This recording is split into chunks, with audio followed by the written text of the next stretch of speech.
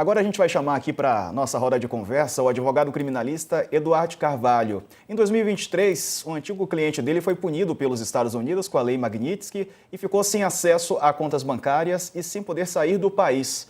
A sanção é a mesma que o deputado Eduardo Bolsonaro articulou nos Estados Unidos contra o ministro Alexandre de Moraes. Bem-vindo, doutor. Boa tarde. Bom, essa lei ela pode realmente provocar grandes empecilhos, né, para quem é alvo dela. Conta um pouco sobre como é que foi ou está sendo nessa batalha judicial para tentar desfazer os efeitos da Lei Magnitsky para o seu cliente. Boa tarde. Obrigado, boa tarde pelo convite. Espero poder ajudar, principalmente depois dos grandes expositores que tiveram, são pessoas que eu aprecio muito, principalmente o Cláudio, enfim, são pessoas muito importantes. A questão da Lei Magnitsky, ela foi aplicada a um ex-cliente meu, não é mais cliente, mas eu acompanhei esse day after, vamos dizer assim, a relação comercial com ele já tinha encerrado, mas o que aconteceu na situação dele? Os Estados Unidos impuseram a ele a sanção com base na lei, incluíram ele na lista do OFAC, que é o escritório do Departamento dos Estados Unidos responsável por isso.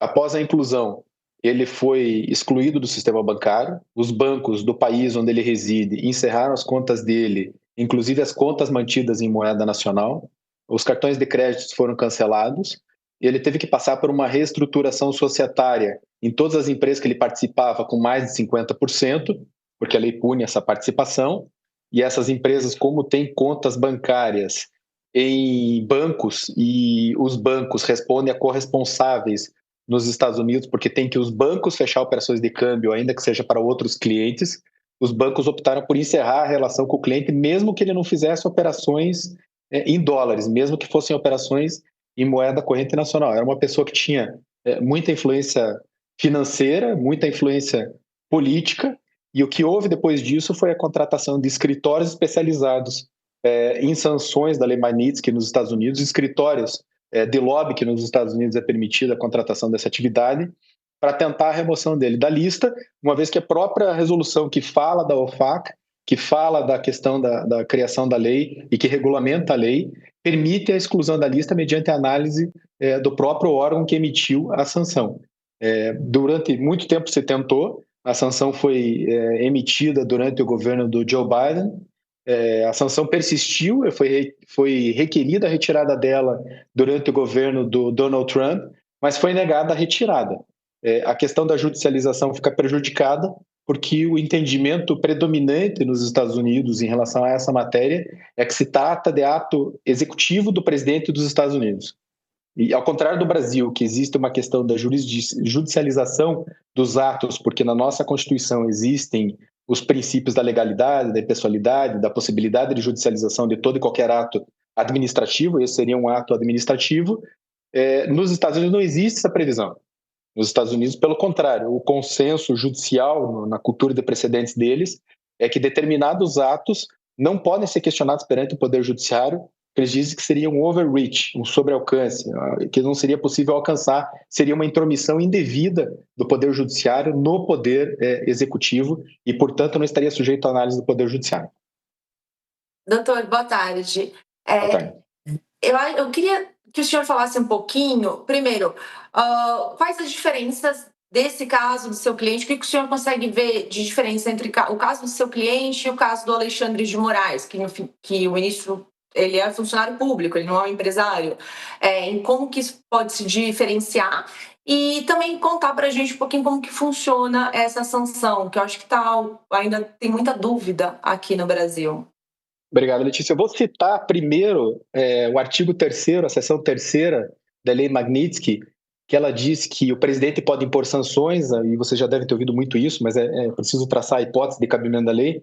O presidente pode impor sanções a qualquer estrangeiro que seja responsável por assassinatos extrajudiciais, tortura ou outras graves violações de direitos humanos internacionalmente reconhecidos cometidos contra esses indivíduos que busquem expor atividades ilegais levadas a efeito por oficiais do governo ou essas ações de homicídio, tortura ou outras graves violações contra indivíduos que busquem obter, defender ou promover direitos humanos internacionalmente reconhecidos e liberdades, como liberdades de expressão, etc., etc., e direitos a um julgamento justo e eleições democráticas. Também é aplicável a oficiais de governo que se engajem em atividades de corrupção significativa. Então, tem um primeiro ponto a ser discutido. Se o Alexandre de Moraes é uma pessoa que é responsável por assassinatos, tortura ou outras graves violações de direitos humanos contra indivíduos que busquem expor atividades ilegais do governo ou contra indivíduos que promovam, defendam ou exercitem essas garantias de livre expressão ou direitos que defendam publicamente, né? Não só quando é conveniente, ou que pratique ato de corrupção.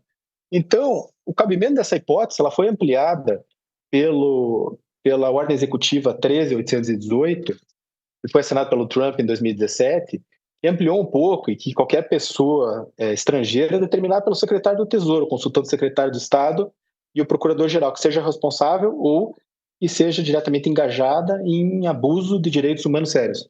Claro, isso é uma regulamentação, ela tem que obedecer ao critério geral da Lei Magnitsky. Para mim, a lei não seria aplicável. Eu faço uma provocação em relação a quem essa lei já foi aplicada, se me permitem citar alguns nomes. O general Bermanês, acusado de limpeza étnica, execuções extrajudiciais e estupros em massa. Outro chefe de exército, acusado de genocídio e execuções. Outro chefe de Estado-Maior de outro país, por comandos em massacres, estupros, execuções e torturas. Outro por corrupção, que levou a uma guerra civil e financiou essa guerra civil.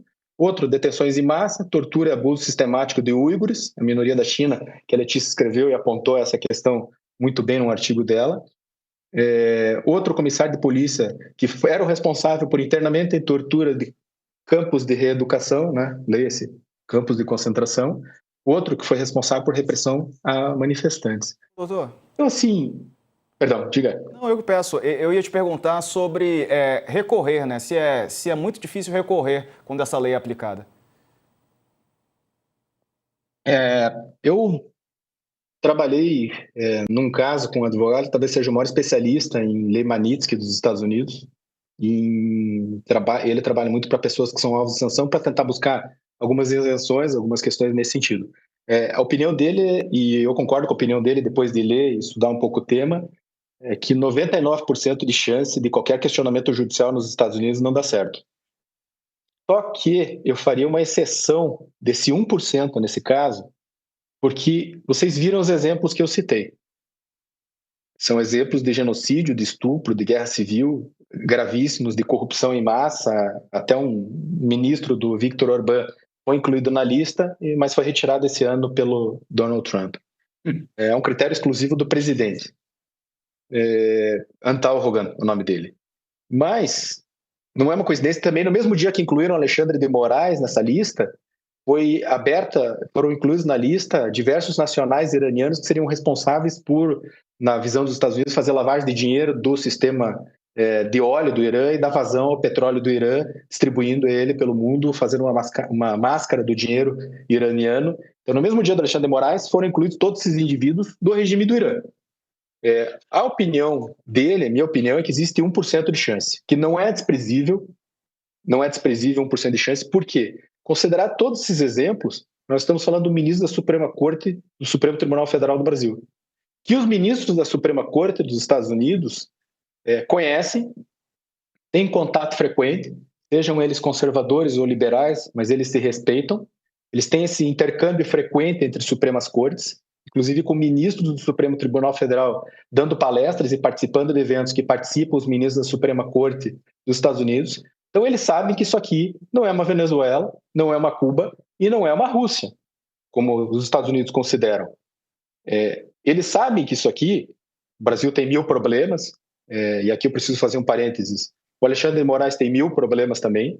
Eu reconheço os abusos praticados pelo Alexandre de Moraes, reconheço as ilegalidades praticadas pelo Alexandre de Moraes em diversas situações, mas ainda assim são questões pontuais. É diferente de quando os ministros da Suprema Corte da Venezuela foram todos punidos e todos eles foram indicados pelo Nicolás Maduro.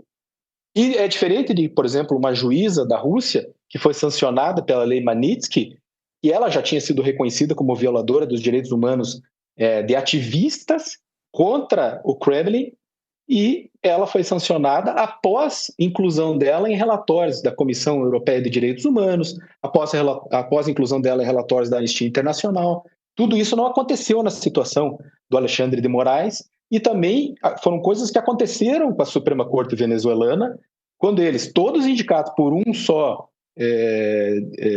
ditador, a palavra deve ser dita, ou por uma pessoa que tem problemas sérios com a democracia, foram indicadas, e quando existem diversos organismos internacionais que reconheceram os problemas das eleições venezuelanas, inclusive com relatórios de organismos internacionais. Então, os ministros da Suprema Corte dos Estados Unidos sabem disso, conhecem as situações do Brasil, que é um parceiro de 200 anos de liberdade, e até quando não tinha liberdade, mas foi um parceiro dos Estados Unidos histórico, sabem reconhecer isso, e por isso que eu diria que talvez exista esse 1% de chance, que não é desprezível, de que a Suprema Corte dos Estados Unidos, nesse caso pontual, possa fazer uma análise pontualizada e excepcionar a aplicação da lei Magnitsky a ele.